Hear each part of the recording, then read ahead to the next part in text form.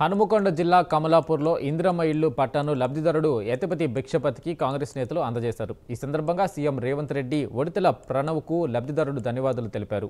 పేదంటి వారి సొంత ఇంటి కల నిజం చేయడమే కాంగ్రెస్ పార్టీ లక్ష్యమని నేతలు అన్నారు.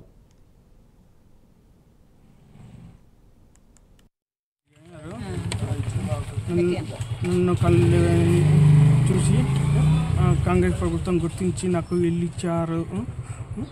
అందుకని కాంగ్రెస్ ప్రభుత్వానికి, రేవంత్ రెడ్డి గారికి, ప్రమోద్ బాబు గారికి నేను రుణపడి ఉంటాను. నాకు ఇవి ఇచ్చారు. కమలాపూర్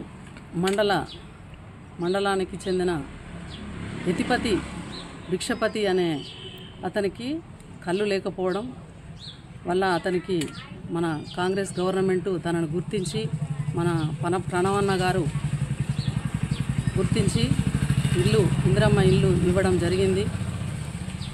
అతనికి ఏంటంటే చదువుకునే పీరియడ్ లోపలనే చదువుకునే టైం లోపల తనకి మధ్యంతరంగా కళ్ళుపోవడం జరిగింది.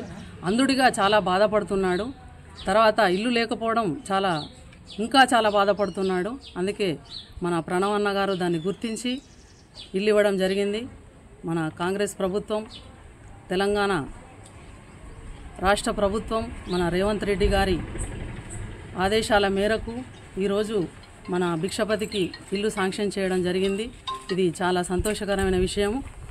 పేదల ప్రభుత్వం అంటేనే కాంగ్రెస్ ప్రభుత్వం కాబట్టి పేదలందరికీ, నిరుపేదలందరికీ ఇల్లు ఇచ్చే ఉద్దేశంతో పేదల సంక్షేమమే దృష్టిలో పెట్టుకొని కాంగ్రెస్ ప్రభుత్వం ముందుకు